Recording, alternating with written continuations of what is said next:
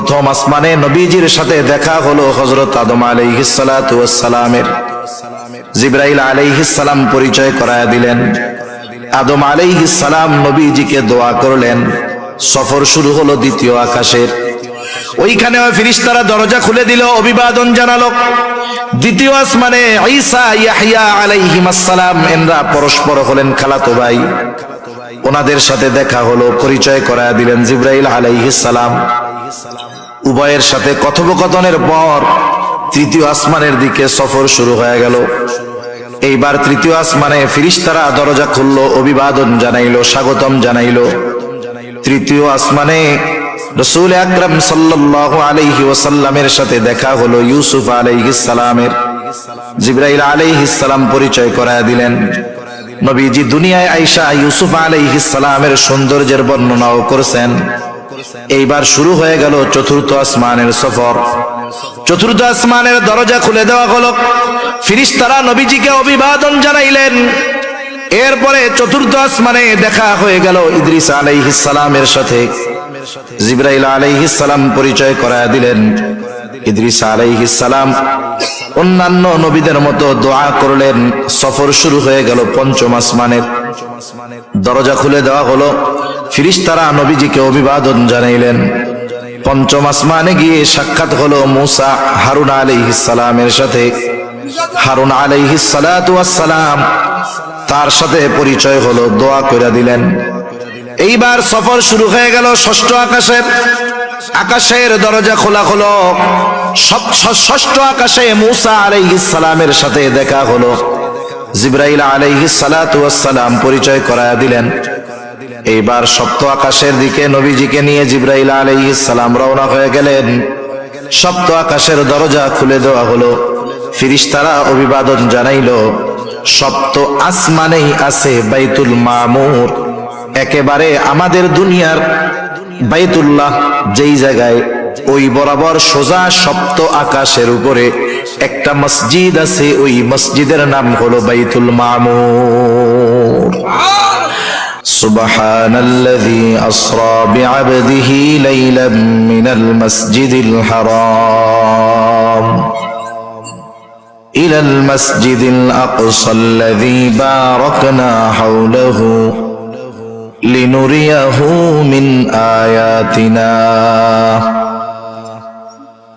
আল্লাহ রাব্বুল আলামিন বলেন, পবিত্র মহিমান্বিত তিনি, পুত পবিত্র তিনি, যিনি তার বান্দাকে রাত্রিকালীন ভ্রমণ করিয়েছেন।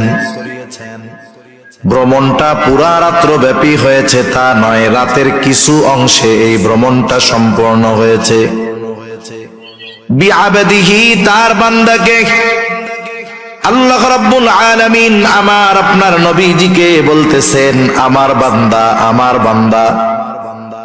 মনে রাখবেন, দুনিয়ার মানুষের গোলাম যদি কেউ হয়ে যায় এতে তার সম্মান কমে যায়, কিন্তু কোন ব্যক্তি যদি আল্লাহর গোলাম হয়ে যায় তার মর্যাদা সম্মান আরো বেড়ে যায়। দুনিয়ার কেউ যদি আমার আপনার ব্যাপারে বলে এটা আমার গোলাম, তাহলে ইজ্জত সম্মান থাকবো।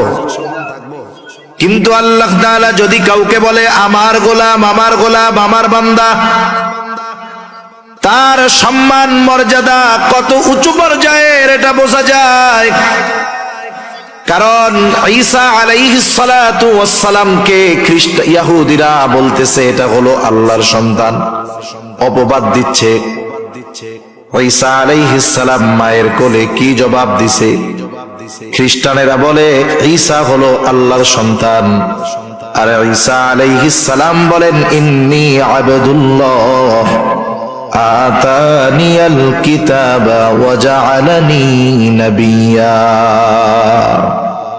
বলে আমি হলাম আল্লাহর বান্দা। ইন্নী আবদুল্লাহ, কার বান্দা? আমি আল্লাহর বান্দা। যারা পরিপূর্ণ গোলাম হয় এরা দামি। গোলাম মানে কি জানেন? গোলাম মানে হইল যার ইচ্ছাটাও নিজের ইচ্ছায় চলবে না, আমার ইচ্ছাটাও হবে কার ইচ্ছাধীন? আল্লাহর ইচ্ছাধীন। এটা হলো আসল গোলাম। সে নিজেকে পরিপূর্ণ আল্লাহ তাআলার সামনে সমর্পণ করে দিবে, এর দাম বেশি। গোলাম হইলে দাম বেশি, আজাদ হইলেই যে দাম তা না। যেমন আকাশে এক ঝাঁক বক উড়ে যাইতেছে, বক, অনেকগুলা বক। এক বন্ধু আর এক বন্ধুকে বলতেছে, দোস্ত বকগুলা দেখছো? বলে হ্যাঁ দেখছি, খাইতে খুব মজা লাগে তো বকের গোশত। বলে তোমার কাছে এই আকাশে ওই জায়গায় 1000 খানিক বক হবে, তোমারে আমি বেচা দিলাম, এর দাম আমারে 500 টাকা দাও। 1000 বক সব তোমারে দিয়ে দিলাম, আকাশে যেই কয়টা আছে। কোন বলদে 500 টাকা কেন, 5 টাকা দিব? 5 টাকা দিয়াও ওই আজাদ বক কিনবে না। আপনি যদি খাঁচায় বন্দি করে একটা বক নিয়ে আসেন, যে ধরো এটা 500 টাকা দাও, বাজারে উঠাবেন, দেখবেন সিরিয়ার লেগে যাবে। যদি বড় সড়ো হয় 1000 টাকা দিয়ে কেনার লোক পাওয়া যাবে।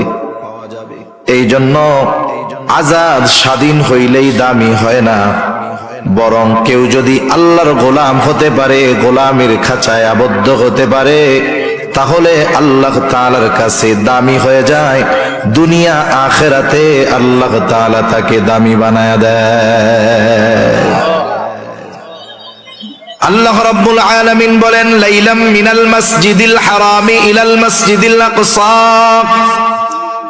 তার বান্দাকে তিনি রাত্রিকালীন সফর করিয়েছেন মসজিদুল হারাম থেকে মসজিদে আকসা পর্যন্ত।